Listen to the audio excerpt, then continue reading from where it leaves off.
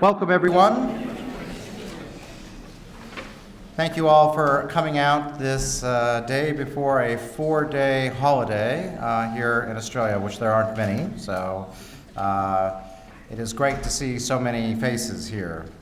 Let me begin by acknowledging and celebrating the first Australians on whose land we meet, the Ngunnawal people and their elders, past and present.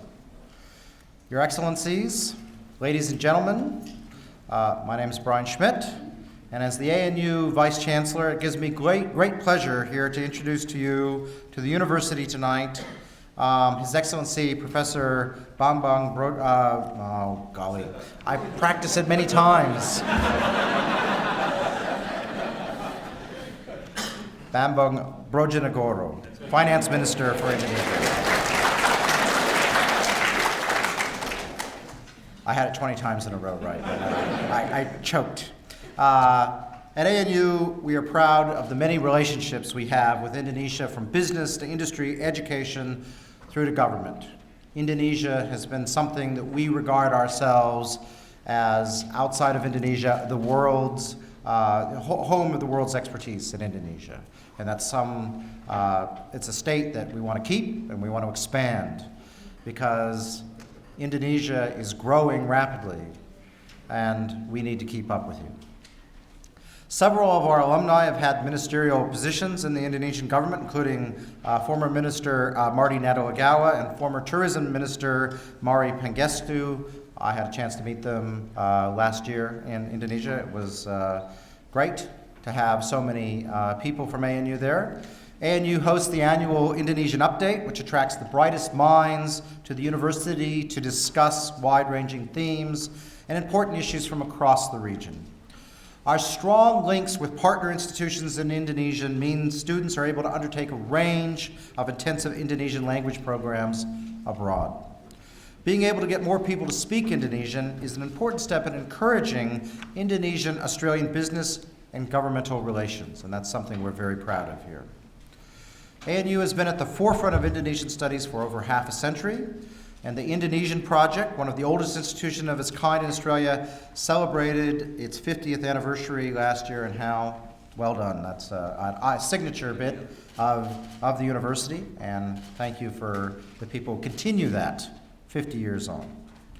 Established by Heinz Arndt in response to changes in the Indonesian economic and political landscape, it has grown to become a large interdisciplinary center here, fostering greater understanding between Indonesia and Australia. Around the world, ANU is recognized as one of the finest centers of research in the Indonesian economy. And Your Excellency Bambang, it has been a close friend of the ANU Indonesia project for many years, and we greatly value that. He was a speaker here at the 2003 Indonesian Update Conference and an ANU Indonesian Project Visiting Fellow in 2004, which is just telling us about that visit. He's been a key proponent of the annual high-level policy dialogue meeting between the ANU Indonesian Project and the Australian and Indonesian governments. And in 2014, His Excellency was appointed as the Indonesian Minister of Finance. Prior to this appointment, he served as the Vice Minister of Finance for Indonesia, Chair of the Fiscal Policy Office in the Ministry of Finance, Director General of the Islamic Research and Training Institute at the Islamic Development Bank, and Dean of the Faculty of Economics at the University of Indonesia, where he was telling me of all the joint ANU projects that he set up, including a master's program with the Crawford. Tonight, His Excellency is here to discuss the steps needed to ensure a sustainable economic development of Indonesia. Among the G20 countries, only China has had an average growth higher than Indonesia over the past 40 years, hence why we need to change to keep up with you. I look forward to hearing more about this exciting period in Indonesian economic development. And so please welcome His Excellency Professor Bambang Brodjonegoro.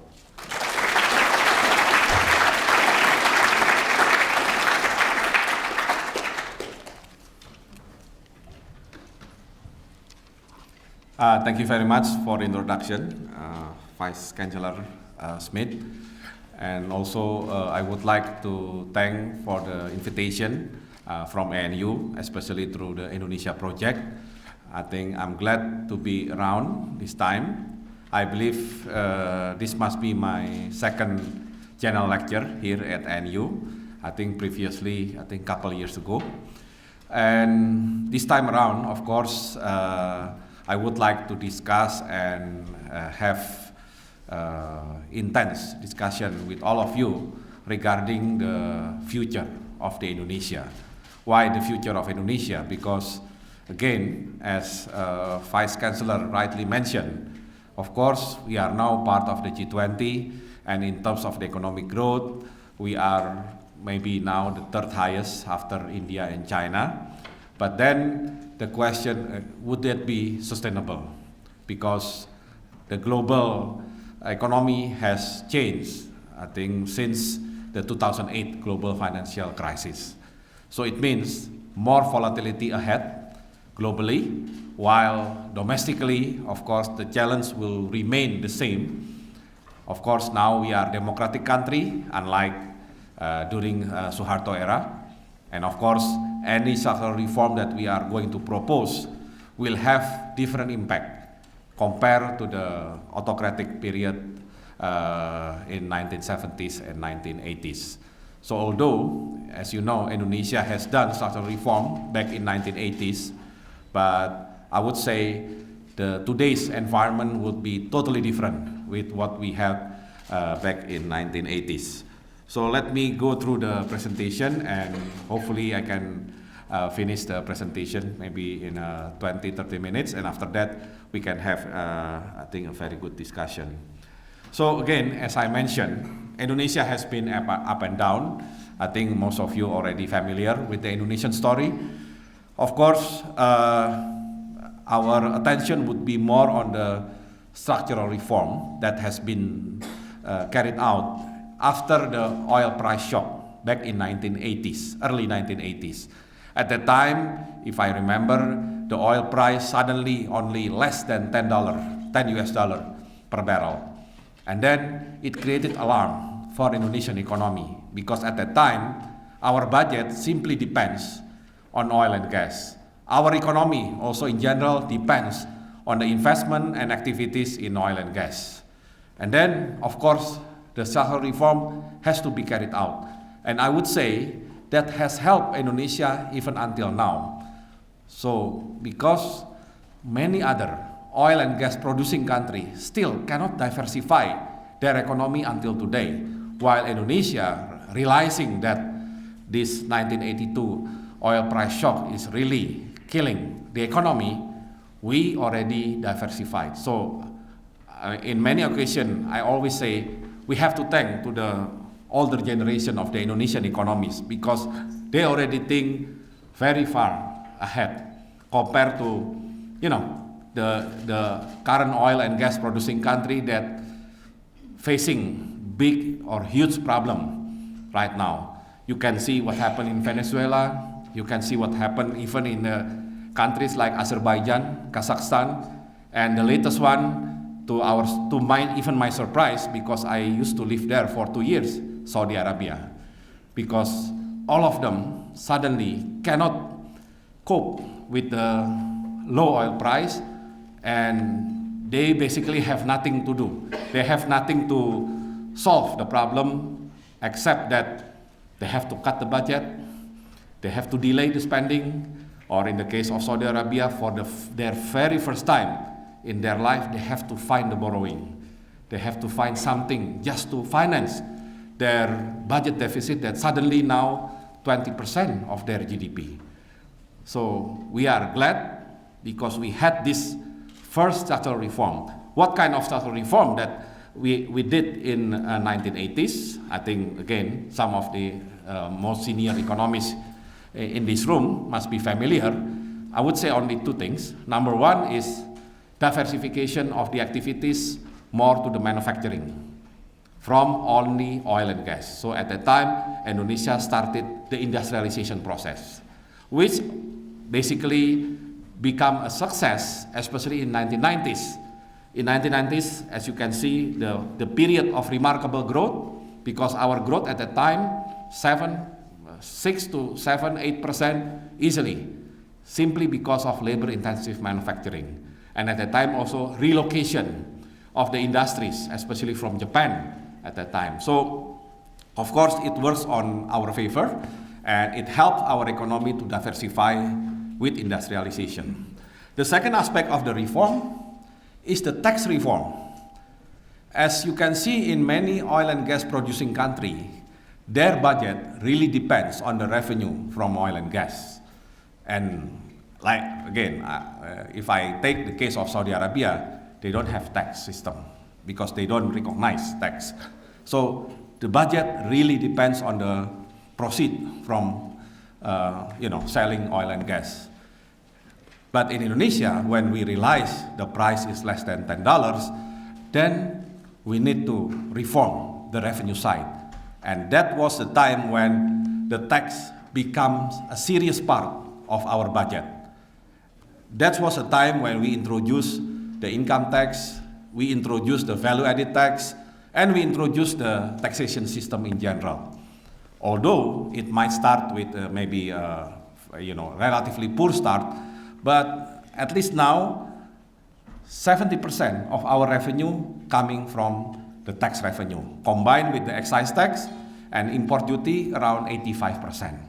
So our economy today is no longer depending so much on oil and gas, and basically it saves us. It helps us from catastrophe that already taking place in many other oil and gas producing or exporting countries. Of course, if we look at the picture, it's clear that we had this Asian financial crisis, partly maybe because we growing maybe too fast, and at that time we deregulate our banking sector, too quickly. So at the end, there was a collapse on the financial system. Part of the Asian financial crisis, rupiah becomes highly depreciated because at that time we still implemented the fixed exchange rate regime. But after the Asian financial crisis, I think things started going back to normal. And then after that, when we are trying to work on our manufacturing sector, suddenly there was a commodity price boom. Not from oil and gas, but in Indonesian case, mostly, and I think quite similar to Australia, coming from the mining sector, especially coal, and from the plantation sector, especially crude palm oil. And I think that was the reason why, in the next picture, if you look at the manufacturing growth, actually after deindustrialization, due to the Asian financial crisis, in which many factories going bankrupt or under capacity, I would say we have never recovered back to our previous level of industrialization or previous level of our manufacturing sector. One thing maybe because it's not easy to revive the manufacturing sector, but the second reason I think is more obvious because of this commodity price booming. So everybody suddenly basically doesn't want to deal with the manufacturing. They prefer to get the concession of coal, digging the land, get the coal, export, get the money, because it's an easy thing to do and a quick cash. And everybody in Indonesia, unfortunately, likes the instant thing. So everybody jumps to the coal, everybody jumps to the palm oil. Even you are in the, let's say, automotive industry, suddenly you feel you have to be in the coal industry or you have to be in the palm oil industry. I think that's actually a very fundamental problem in Indonesia. We never have, I think, a good roadmap of the industrialization and good roadmap of manufacturing. As a result, as you can see that it is manufacturing sector that dragging down the economic growth. Why our economic growth never been recovered like 1990s when we had economic growth around 7 or 8%? Why getting only to 6% becomes so difficult compared to that period? One of the factors is manufacturing, because manufacturing is still the largest contributor to our GDP, but the growth is not as fast as what we had in 1990s. Of course, 1990s is totally different story. 1990s, we depend on the labor-intensive manufacturing, and remember, at that time, it was still Suharto era. There was no labor union. Labor market is basically, clean. Everything can be decided by the top leader. Now, when you deal with manufacturing, let's say you want to revive labor-intensive manufacturing, then you have so many labor unions. There are continuously requests for increasing minimum wage, like what you have now in Australia, high minimum wage. So I don't think it is easy to revive our industrial sector, except you want to go ahead with the capital-intensive manufacturing, which I think is not the proper way for Indonesia, because we still need to employ a lot of people. We need to tackle the poverty issue. So in this case, labor-intensive is still very important, but it won't be easy to revive labor-intensive as what we did in 1990s. And then now let's move to the current condition, today's condition. Well, structurally, domestically, we still have problem with reviving manufacturing sector, getting manufacturing sector with the higher growth, while globally, we have the weaker demand from China. Of course, when we trying to revive our manufacturing sector, we hope that part of that can be exported and the demand might come from China. Unfortunately, that's not the right time. I mean, expecting China to import the Indonesian production, simply because the weakening growth of China, and China used to import mostly the commodity. In the past, China is hungry for energy. They are hungry for growth, so they import a lot of energy, coal especially. But now, because they are, transforming their economy from investment-based to consumption-based, they are not that hungry again to the energy. They do not the import of coal that much. In fact, they are trying to improve their quality of environment. So the import of the coal declining, the price of coal itself is also declining. So what happened if you look around Indonesia now, especially if you go to Kalimantan, maybe if you are in Java, you don't feel there is a big crisis related to the coal. But if you are in Kalimantan, then you can see a lot of kind of ghost town, because so many mining has to close their operation or has to reduce their scale of operation, simply because it's no longer economical, to produce the coal at this low rate. And then the substitute of the demand from the domestic, let's say for our electrification, increasing the use of the coal-fired power plant, still hasn't capitalized, because there are a lot of development of the coal-fired power plant in Indonesia, but it takes maybe 2 or 3 years until they really need the supply of coal from Kalimantan or from Sumatra. So again, China is one of the big issue. And then currently, of course, we can see increasing FDI from China, but still limited to manufacturing, some part of manufacturing, and limited to the smelter, because Indonesia banned the export of mining ore in 2014. As a result, now China relocated some of their smelter from mainland to Indonesia. So it becomes the new FDI from Indonesia. But again, it will take some time, and given the environment of the low mining price, the export still not at the good level that can replace the period and the commodity booming. And then, of course, like Australia, I don't think we should expect too much on the recovery of the commodity price. I think it will remain low, especially if the oil price remains low. I don't think other commodities will increase, the price will increase if the oil price still remains low like what we have today.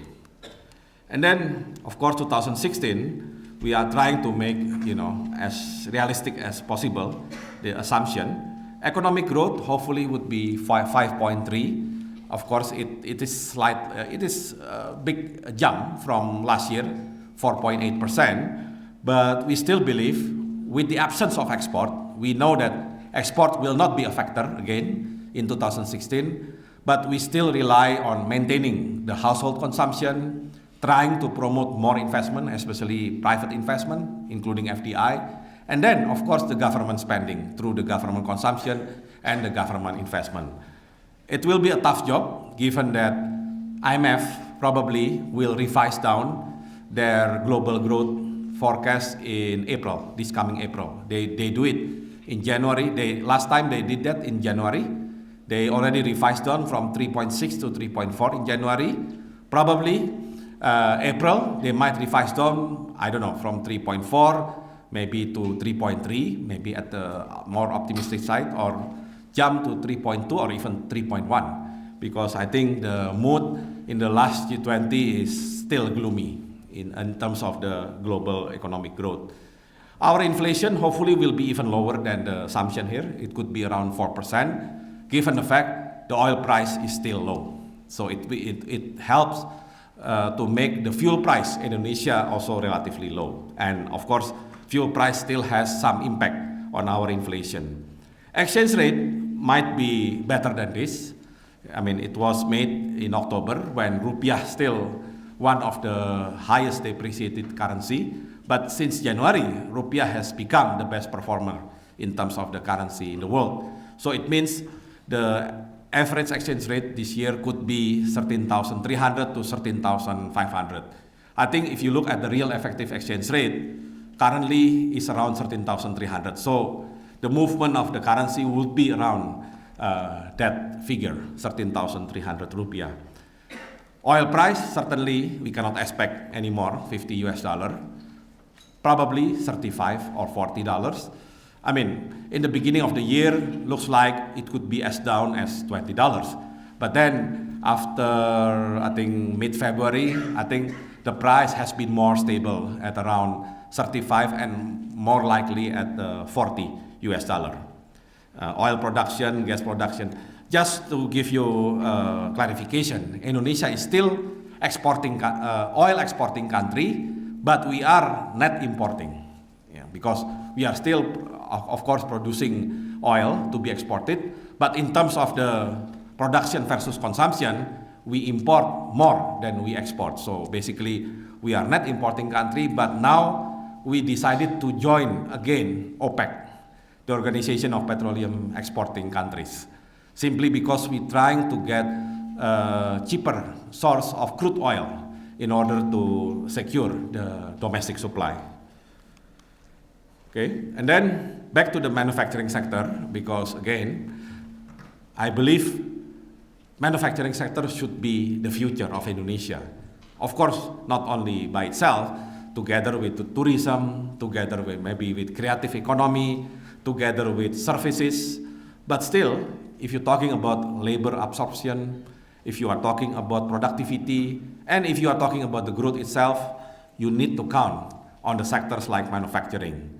Because agriculture certainly is important, but you need more productive sector like manufacturing.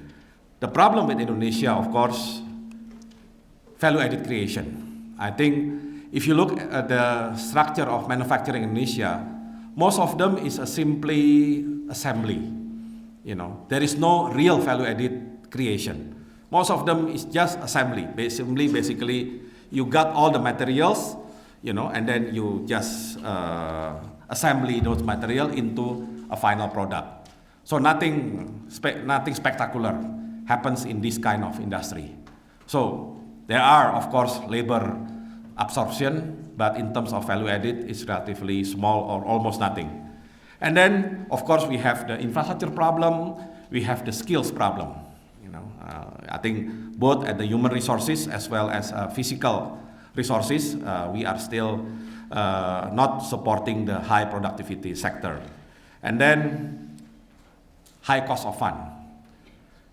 Recently, maybe you have heard in some Indonesian newspaper or online, our president really wants Indonesia to have the regime of lower interest rate. He didn't say low interest rate, but lower interest rate. Why? Because we compare ourselves with our neighbors in ASEAN, especially Malaysia, Thailand, and Philippines. And if you look at those countries, basically the average lending rate in those countries are single digit. The highest would be Thailand, 7%. Okay, and then of course Malaysia and Philippines below that.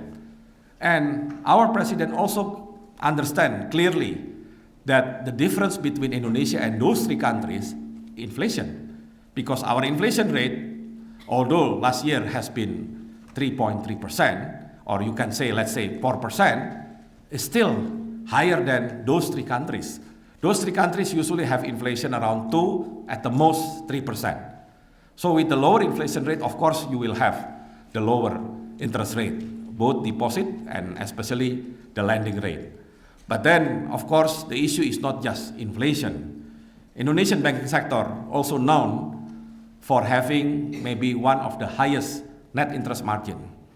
Basically, if you have banks in Indonesia, there is a higher probability that the profitability will be very high because of this net interest margin. And net interest margin is combination of the cost of fund, overhead costs, as well as the risk premium. And then, but at the end, the product is the higher lending rate. And it's not good for the economy because then we cannot create too many new entrepreneurs. How can you be entrepreneurs if the cost of fund is already high? So the president is very eager. Indonesia should not rely only on FDI, should not rely only on government spending, but should rely on their own entrepreneurship. And this entrepreneurship has to be supported by more conducive environment, including lower lending rate. And the ambition, of course, is not making Indonesia at the end of the year with the interest rate lower than Thailand. I think it will be too sudden and it won't be good for the stability of the financial sector. But the idea is to bring it down gradually into a single digit. So currently average lending rate still around 11%.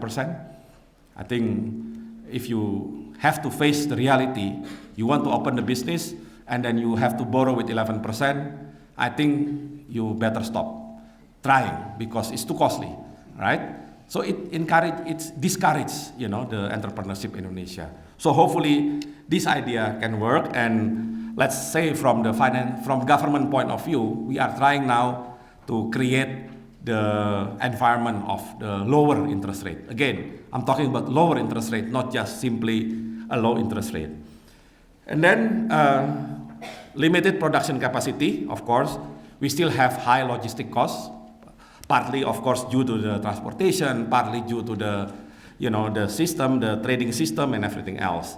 And also the fact that Indonesia is archipelagic country, it's not easy. I just realized that managing Indonesia, for example, would be more difficult than managing India.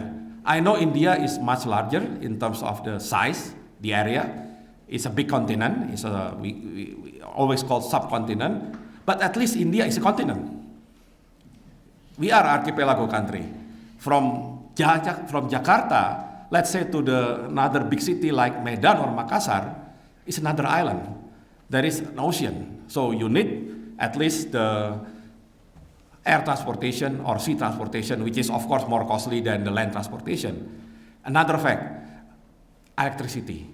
I think it's hard to bring the electricity cost down in Indonesia because if you are in India, you can build national grid system for your electricity.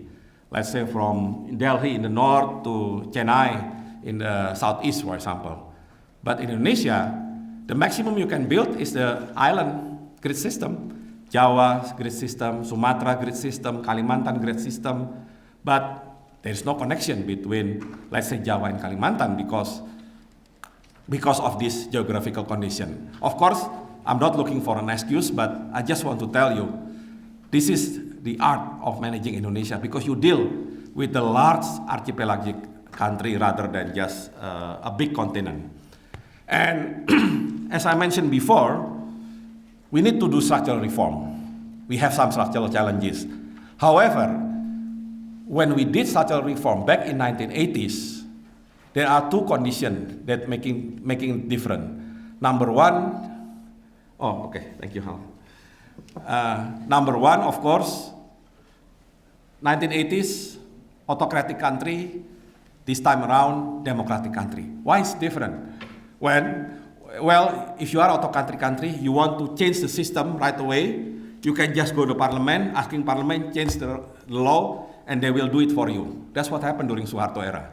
Parliament is clearly just a rubber stamp, you know. They just stamp whatever Suharto wants. But it's good for the management of the country because everything can be done smoothly. Now, you want to do something, you want to change something. Let's say if I want to propose even the budget revision or amendment of the law, you need to go to parliament, you need to defend, you need to anticipate, okay, how many opposing, how many supporting, you need to do the lobby here and there. So takes time and there is no certainty. I mean, they don't want to be viewed as a rubber stamp anymore. So it means the challenge would be different this time compared to the 1980s. But the second issue, I think, is more critical. Remember the global economic condition in 1980s. Did we discuss about Fed rate hike? Did we discuss about quantitative easing? Did we discuss about negative interest rate? Did we discuss about, you know, budget or fiscal issue in Europe? Did we discuss about even financial crisis? Remember, the big financial crisis happening in 1998. After so long period of time of the so-called last known crisis back in Great Recession, 1929. And then after 1998, suddenly crisis becomes more frequent, coming at any time, at any place. Suddenly you have the issue with the QE in the US, suddenly you have the issue with the monetary policy in China, monetary policy in Europe, and then the flow of the financial becomes very smooth, very open. So it means the volatility was not around in 1980s. It was there. I mean, the potential of crisis must be there, but at least it's much less volatile compared to today. So the art of making structural reform today is you deal with the politics, domestic politics, you deal with the global volatility, and at the same time, for the short term, you still have to manage the short-term issue like poverty, the short-term issue like unemployment, high inflation, talking about the revenue of the budget and everything else. So I wouldn't say that this will be much more difficult, but I would say the environment is different. Dealing with global volatility actually is not easy. You know, our mindset when we're trying to make the policy is we have to always to make a simulation. What happened with the world, let's say 5 years later, or even 1 year later, or 10 years later? Because if you discount the role of the global situation, then you will be trapped with the wrong decision, wrong policy, because then you always think that policy is immune, the policy is in the vacuum and everything else. Now, the policy will have to deal with the global volatility. So you know what happened. If there is a global issue like this, then our policy should be like that. At least the anticipation was there. Okay, so this is our challenge, but again, we need to deal with that issue. And as I mentioned, of course, the idea of Indonesia actually a little bit contrary to what happened in China. If China moving from investment-led to consumption-led, we should do the other way around.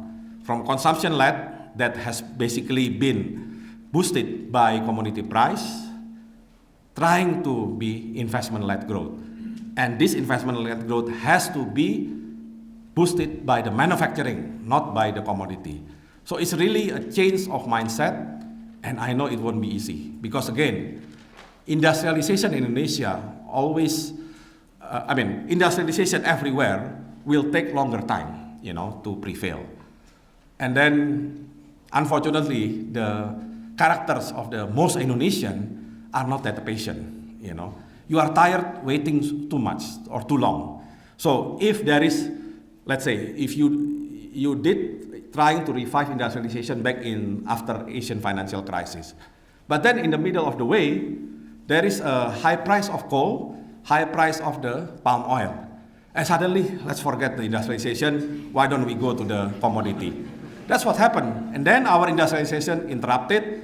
And then now we have to look back again what we have done with industrialization and what should we do in the future. So hopefully, whatever we are going to do, we should be, at least we should be able to, to stay away from any temptation, to divert from the industrialization. I think that would be the key in Indonesia. And of course, from the fiscal side, we need to help this kind of the structural reform with the infrastructure development, giving incentive to the manufacturing sector. If you look to our latest tax incentive for the economy, it is mostly for manufacturing, only for manufacturing and investment. In infrastructure. No incentive at all, for example, for mining. No incentive for plantation, because we know that the future should be on manufacturing, so all incentives have to be poured only on manufacturing, okay? And then, of course, we need to maintain the purchasing power, of the people. So, how to boost the investment itself? Of course, stability is important, so I just want to reassure you that despite all the excitement in Indonesian economy, stability is still number one. We always believe macroeconomic stability is a key to do everything else. Without stability, basically you will not do anything, because it's hard to maintain the economy without stability. So you need stability in order to do everything else. Improving investment climate still going on with all the economic packages. SOE will be utilized, especially for infrastructure development. And then, of course, the financial deepening, plus the reduction of the cost of borrowing, to encourage the entrepreneurship. And, of course, alternative for development financing, alternative itself. And then there is a budget reform. I just want to skip this. And basically, we want to do comprehensive reform in the parts of our budget, from the revenue side, expenditure side, as well as financing side. Again, this is part of macroeconomic stability. In terms of the deficit, we will maintain the deficit around, of course, we have the limit of 3%, but we're trying to maintain it around 2.5%. I think Hal, during the lunch, just told me, I think quite new information for me, that actually Australia has similar deficit budget like Indonesia in terms of the size, 2.5% of GDP. So I think we are in the good direction if we still have maintained the deficit, but not too much, because then the question will be about the sustainability. And then more importantly, the spending side. Spending side will be important because 2014, we have been able to remove the fuel subsidy. What is the impact of the removing of fuel subsidy? Bigger fiscal space. What for? For infrastructure, for social protection. So here is the story. So now, with more budget available for spending, we have more room for spending, then we can even doing better in terms of social protection and social welfare. Now we have universal health insurance, we also have now national pension and employment system, and we hope someday it will be a bigger fund, and then can secure the future of the Indonesian people. And then we also have the social welfare program, like conditional cash transfer program, and also direct transfer and subsidy in terms of the rice. So it is also important aside from the infrastructure, because everybody thinks that if we have fiscal space, it's only for infrastructure. No, infrastructure is important, but social protection, social welfare is as important as the building the infrastructure, because we still need to maintain the purchasing power. And now you can see how our spending looks like. Education increasing by 28%, infrastructure more than 100%, healthcare around 75%, the subsidy itself down by 60%. And it is a big number, in terms of the energy subsidy, because it used to consume a lot of the spending in the past. In fact, during the peak of the fuel subsidy, the spending for fuel subsidy is much higher than capital expenditure. So can you imagine how inefficient our budget in the past, because we spend so much money for fuel subsidy, which is not well targeted, is only, basically benefiting middle class up, while we spend less in capital expenditure. So that's why our infrastructure quality is deteriorating, and the quality is also behind. And now, this year, we are trying to improve the realization of budget. We want to spend budget more than usual. Last year, we spent around 91% of the total allocated budget. This year, with the acceleration of the spending, we hope that we can spend up to 95 to 97%, which is quite ambitious, but I think it's feasible, given the fact that now most of the activities in terms of spending have started in January rather than April or May like in the past. And then this is some infrastructure project. Of course, to get through the infrastructure bottleneck, we need, in 5 years, total financing needs around 345 billion US dollar. Not all of them from the budget, maybe only 1/3 or 40% from the budget, both central and local. The rest would come from state-owned enterprise as well as private sector, pure private sector as well as public-private partnership. So in this case, we would like to thank Australia that always supporting us in promoting the PPP, because we believe PPP in the future will be the substitute for the reliance on the budget. So far now we depend too much on the budget for infrastructure. I think in the future we should use more private sector resources through the PPP. And then, of course, state-owned enterprise will also play a key role. Remember, one success story from China in boosting their growth up to double digit for long period of time is the role of SOE. The SOE in China, although now their debt may be very high, but in the past, they contributed a lot in manufacturing, and they contributed a lot in infrastructure. So we're trying to use our SOE more in order to accelerate the infrastructure development. And these are some projects that currently going on close to finish. Of course, for some of you who have been familiar with Jakarta, the Jakarta MRT is basically financed by the local budget, through the Japanese loan. And then the new terminal in Jakarta Airport, the new seaport, the extension of the Jakarta seaport is all done by the state-owned enterprise. The toll road on the top, number 2, the Cikampek Palimanan, is basically private sector. No budget involved, no government guarantee involved. While Trans-Sumatra Highway is basically carried out by state-owned enterprise, the dam project, of course, by the budget, and all smaller airport on the bottom is all by the budget. And of course, Indonesia is now a decentralized country. This is another thing that makes Indonesia different today than in 1980s.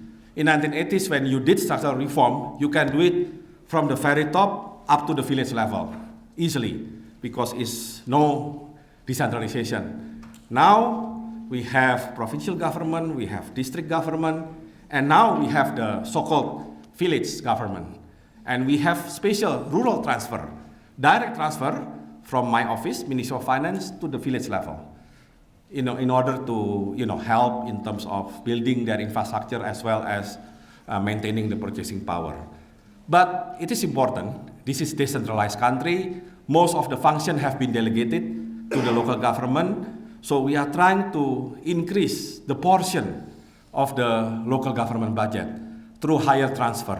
Of course, it could be through the general allocation purpose or specific allocation purpose, but more importantly, we are trying to increase the capacity of the local government budget.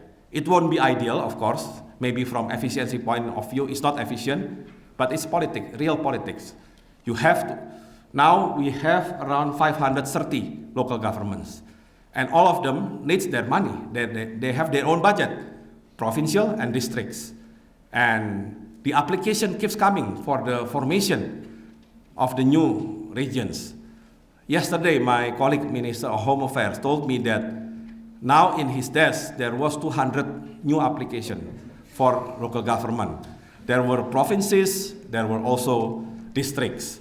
And even the funny thing, at the village level, since we give the rural transfer, the direct transfer to the rural area, the number of villages in Indonesia growing from 74,000 to 76,000 only in 1 year. So 2,000 new villages created in 1 year. Why? Simply because they want to get their chunk of the rural transfer. So this is the area that I think we need to work. I think we need to stop all kind of proposal, to create the new regions, province up to the village level. So again, this is just part of our, the economic packages related to the purchasing power, subsidy, energy price, and also we are trying to make now predictable labor wages. So there is a formula for labor wages to create certainty both on employer and employees, so they know what to expect in the years ahead. Okay, and then of course, promotion of the investment is another area, including tax incentive, relaxation of entry visa policies, and also acceleration of infrastructure project, plus simplification of the procedure for investment, both in trying to cut the number of licenses and trying to cut number of days in getting the licenses or application themselves.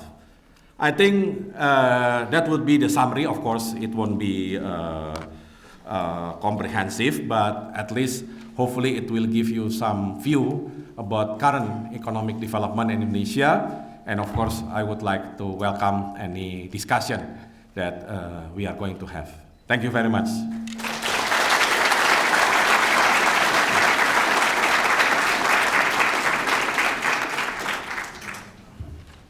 Bambang, thank you very much. On the contrary, it was very, very comprehensive. So it will call forward many comments and questions, I'm sure. We have limited time, but Bambang has been kind enough to invite questions. So I will turn to you now. Please, sir.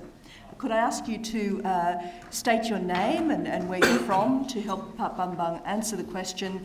And also, let's try and keep the questions short so that we can maximise the time available. My name is Yogi Vidyatama. I'm from University of Canberra, and I actually have one comment before one question. The comment is related to the grid system. Even in Australia, in the regional area, the grid system has become very expensive.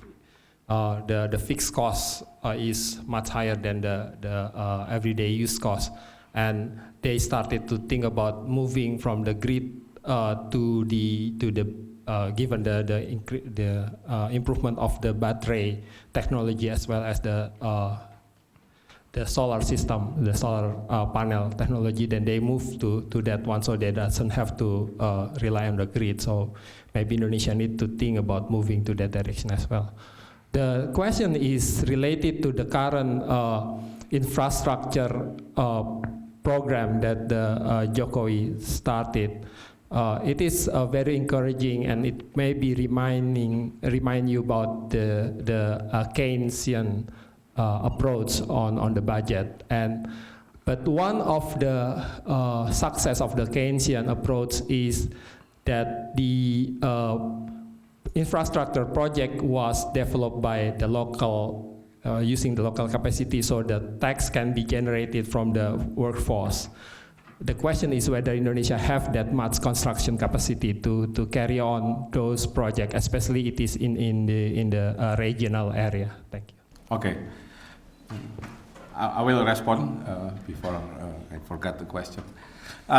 Regarding the grid, in fact, our challenge is even bigger, with the smaller islands.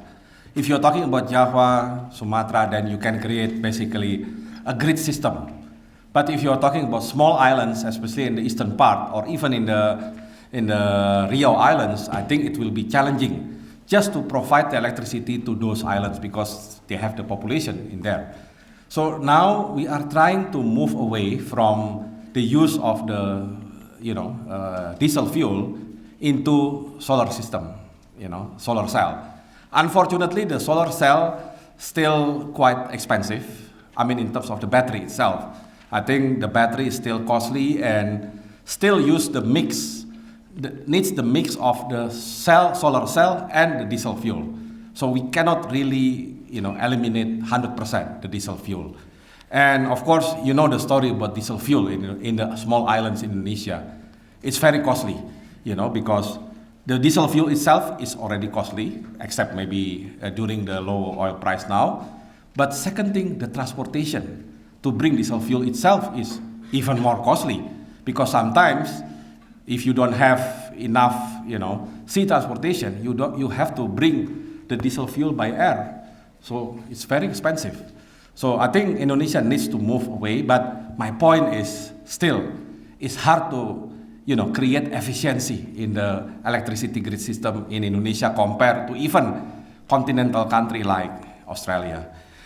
In terms of the infrastructure, I think we're trying our best. The government, as well president, set up so-called minimum local content.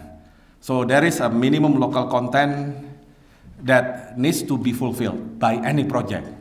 Even now, with the drop of the price of the natural rubber, and we know that many rubber farmers in Sumatra and Kalimantan really suffer because of the low rubber price and related to the low oil price itself. Now the idea is we are trying to put the rubber into the mix of the asphalt, to build the road.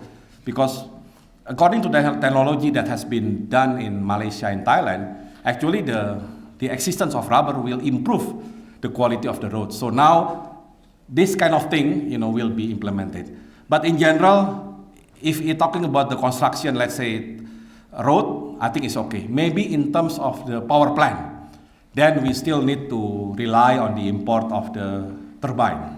But we already, I think, made some local production for the trafo and then transformation and other equipment, including the boiler, I believe. Andrew Ellick from ANU. Pak Bambang, thank you very much for covering so much ground in such a short time. You put a lot of emphasis on manufacturing, and Indonesia needs to become, I think you would agree, needs to become more engaged in global value chains. Yeah. One of the big problems is infrastructure, logistics infrastructure. You talked a lot about that, about financing. One question is, I'm surprised you didn't mention the new opportunity from the Asian Infrastructure Investment Bank. Can open up a lot of opportunities. In the short term, I don't think financing is the problem. Project preparation is a big problem. Question for you as Minister for Finance, while you're there, can you allocate some money for some high quality project preparation work, potentially by private sector, but maybe publicly PPP funded or AIIB funded?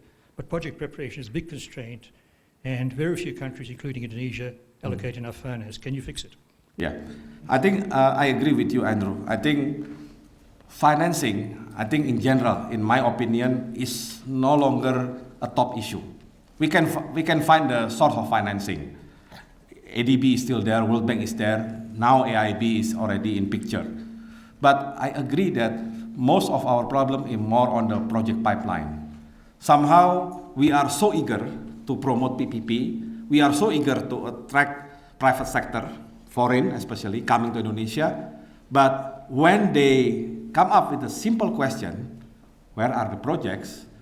Suddenly we are silent, because we are not sure whether the project that we have in mind already in the good states to be offered to the investors.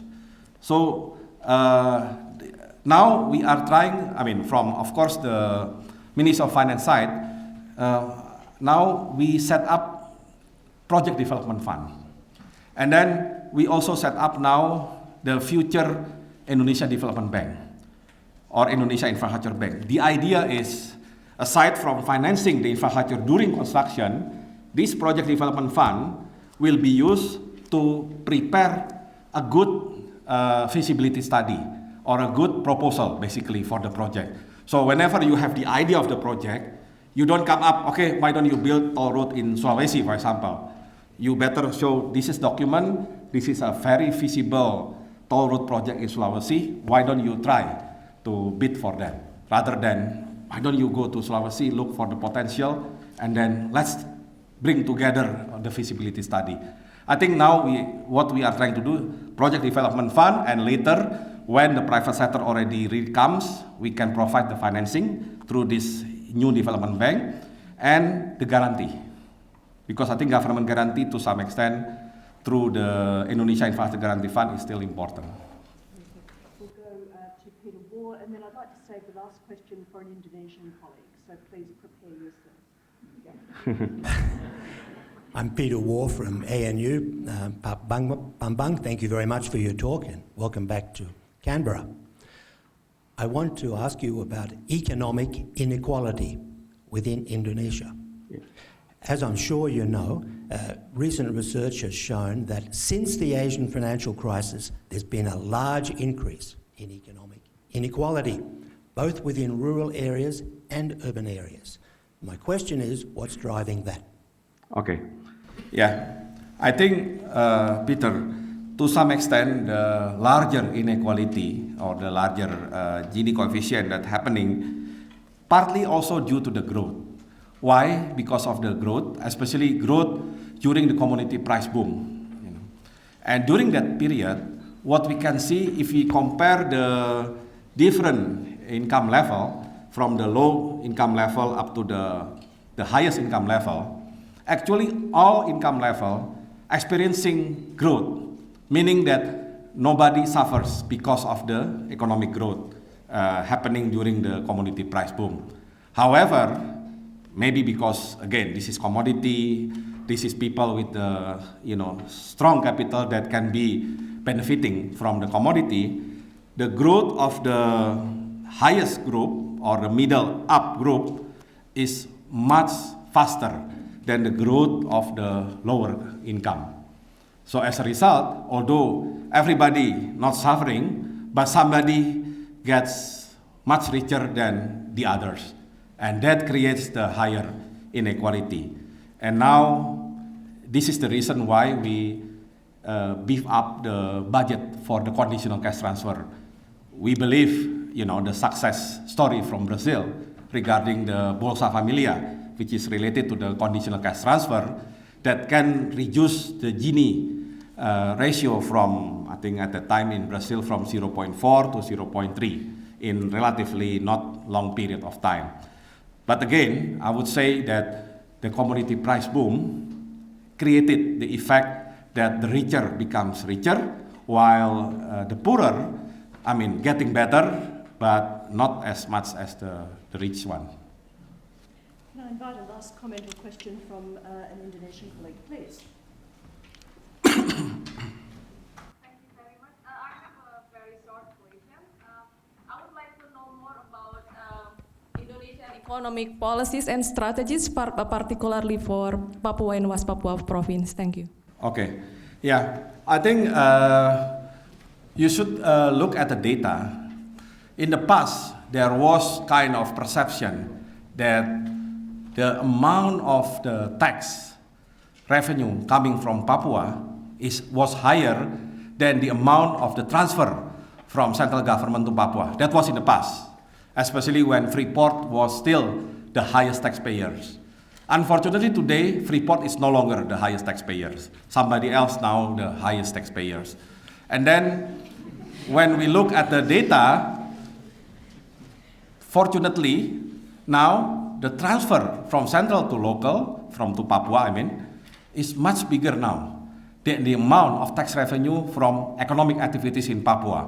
Don't forget, in Papua, and of course West Papua included, aside from Freeport, there was now a big LNG project in Tangguh in the West Papua, and there was also some palm oil as well as some oil and gas exploration. But now I think the amount of the transfer from local central government to Papua is so big, and even in my analysis, because I used to be very deep in fiscal decentralization, I was afraid other regions or provinces in Indonesia will be jealous to Papua, because in terms of per capita transfer, they are way higher than other provinces in Indonesia. But of course, I never try to talk about this. I don't want to ignite the jealousy from others. But it's true, because now the amount of transfer is so big. The question still, how they spend the money. Unfortunately, the amount of the idle cash in Papua is still quite big. So they get the money, but they don't know how to spend the money wisely. So I think this is still the challenge for Papua, rather than talking about the amount of transfer. And in terms of infrastructure, I think President always committed that even now we are big in building infrastructure, but the priority will be outside Java, and Papua, I think, gets some portion.